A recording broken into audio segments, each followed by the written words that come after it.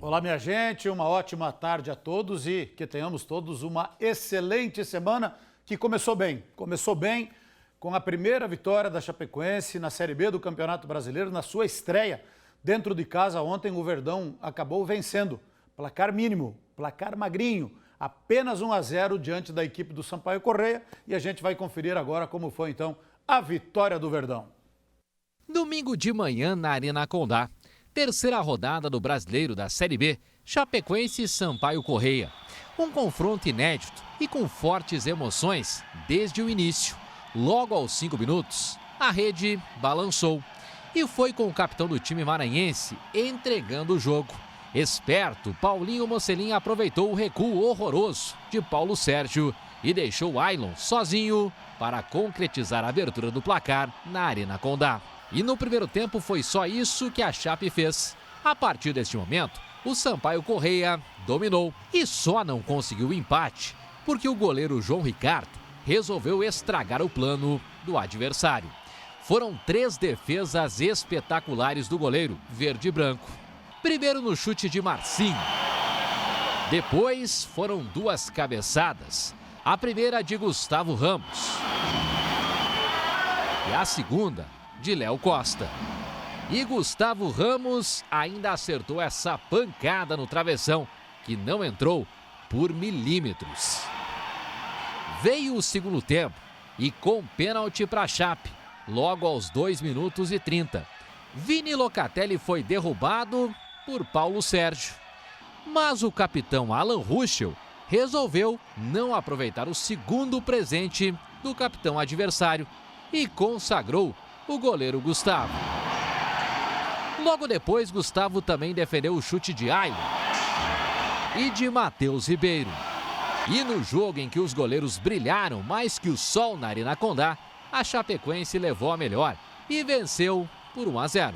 Com a vitória, a Chapecoense chegou aos 4 pontos e mesmo com o jogo atrasado, está na primeira página da tabela de classificação. Já o Sampaio Corrêa ainda não marcou gols e não pontuou na Série B do Campeonato Brasileiro. O que desagradou foi o primeiro tempo após o primeiro gol. No primeiro tempo fizemos uma outra situação só, vivemos ali de um lampejo e fomos felizes pela excelente atuação do João, mostrando a qualidade desse atleta, né? Não somente pela liderança que ele exerce, mas também a qualidade de iniciação de jogo, de defesa, que quando ele é exigido ele tem feito. Então, no primeiro tempo a gente deve muito ao João pela maneira como ele atuou e vem atuando, né? E no segundo tempo, nós corrigimos ali no intervalo, no segundo tempo voltamos um pouco melhor, parecido com aquilo que a gente está acostumado, criamos possibilidades de fazer o segundo, terceiro e ter uma tranquilidade maior ao final da partida. E que nos deixa feliz que é a cobrança entre os próprios atletas, mesmo vencendo, eles entendendo que a gente precisa evoluir e crescer, porque a competição é muito difícil. Tá aí, leitura corretíssima do técnico Humberto Loser, muito lúcido na sua avaliação da partida da Chapecoense. Boa a leitura do técnico e bom também que os jogadores tenham entendido de que precisam jogar mais, de que o time precisa melhorar. O Sampaio Corrêa, com todo respeito, saiu lá do Maranhão, foi para Curitiba de avião, na sexta, no sábado entrou no ônibus, veio de ônibus de Curitiba até Chapecó, viajou sábado o dia inteiro para jogar domingo de manhã aqui no segundo tempo, no time se arrastando em campo. 3 jogos do Sampaio Corrêa, 3 derrotas e nenhum gol marcado. Então era obrigação, era a missão da Chapecoense ganhar do Sampaio Corrêa, do glorioso Paulo Sérgio. O João Ricardo foi o melhor jogador da Chapecoense em campo, principalmente pelas essas defesas que a gente viu aí no primeiro tempo. E o segundo jogador melhor foi esse aí, ó, foi o Paulo Sérgio, foi o número 4. Esse aí tinha que ter levado uma camisa da Chapecoense de presente para casa. Olha a entregada, ele já tinha me chamado a atenção no jogo contra o Juventude lá que eles perderam e ele não me decepcionou. Ele confirmou realmente que é muito limitado, saída totalmente equivocada. Paulinho Mocelin soube aproveitar e aí deu um passe, uma mão com açúcar para o Ailon, estava ali no lugar certo, na hora certa. Centroavante tem que jogar ali, dentro da área, que sempre pode aparecer uma bola. E aí o Paulinho Mocelin foi inteligente, marcou saída de bola, por isso que na Série B, contra alguns times que são limitados, tem que marcar a saída de bola sempre, porque eles têm dificuldade para sair jogando. E aí foi o que aconteceu, que a Chapecoense fez 1-0 e só no primeiro tempo. Depois disso, e a gente viu os lances e dá para rever, só deu Sampaio Corrêa. Foi um sarceio para o lado da área da Chapecoense e aí surgiu a figura do João Ricardo, sendo o melhor do time, o destaque do jogo, impedindo o Sampaio Corrêa de empatar e quem sabe até virar no primeiro tempo. Uma defesa, tá aí a segunda defesa, olha que defesa difícil, cabeçada forte, queima-roupa, outra defesa, já foi a segunda, aí vai dar esta bola aí que foi em cima da linha, quase o gol de empate do Sampaio Corrêa, que merecia pelo menos empatar e quem sabe até virar no primeiro tempo. Aí veio no segundo tempo, o Paulo Sérgio viu que o negócio estava feio, disse, não, parei que eu vou fazer um pênalti para vocês. Vou dar chance de vocês fazer o segundo. Pênalti bem marcado pela arbitragem.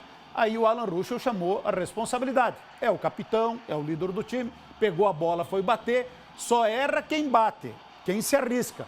Agora você carrega a responsabilidade. Se fizer, beleza. Agora, se perder, vai ter crítica, vai ter cobrança. E é o que está acontecendo com o Alan Ruschel, principalmente nas redes sociais. Muito questionado e muito cobrado pelos torcedores. Mas é o Alan Ruschel, é o jogador que tem a confiança do Humberto Loser. Bateu, perdeu ali, era o gol da tranquilidade. E depois do pênalti, outros lances que a Chapecoense também desperdiçou. Então, melhorou no segundo tempo, está corretíssima.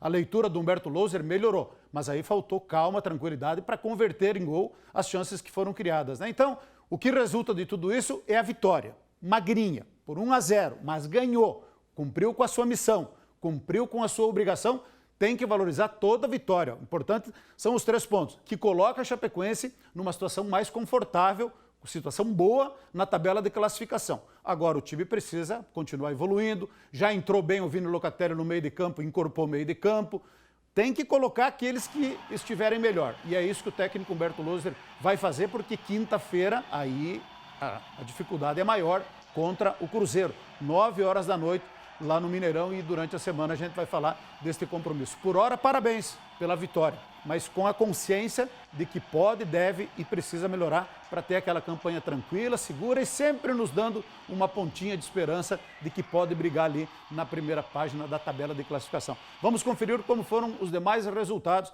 desta rodada da Série B do Campeonato Brasileiro. O América Mineiro recebeu o Operário no Independência e o jogo ficou em 1-1. No Moisés Lucarelli, a Ponte Preta recebeu o Vitória e o empate foi em 3-3. No Durval Brito, o Paraná enfrentou o Juventude e ganhou por 3-1. O Botafogo de São Paulo perdeu em casa para o Guarani por 1-0 no Santa Cruz. No Bento Freitas, mais um empate, 1-1, do Brasil de Pelotas contra o Oeste. No Aflitos, o Náutico enfrentou o CRB e o empate foi de 1-1. E o Figueirense perdeu em casa no Orlando Scarpelli por 1-0 para o Cruzeiro.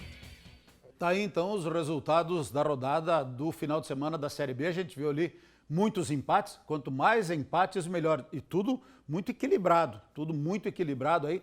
Nós temos agora também a tabela de classificação. Depois aí de 3 rodadas a gente vai ver, olha só o Paraná Clube aí. Primeiro lugar o Paraná Clube com 7 pontos, depois vem em segundo lugar o Juventude com 6, terceiro lugar o Operário de Ponta Grossa e o Vitória, ambos com 4. Aí vem Cuiabá com 4 e a Chapecoense também com 4. Olha só, pelos critérios a Chapecoense já é a 6ª colocada.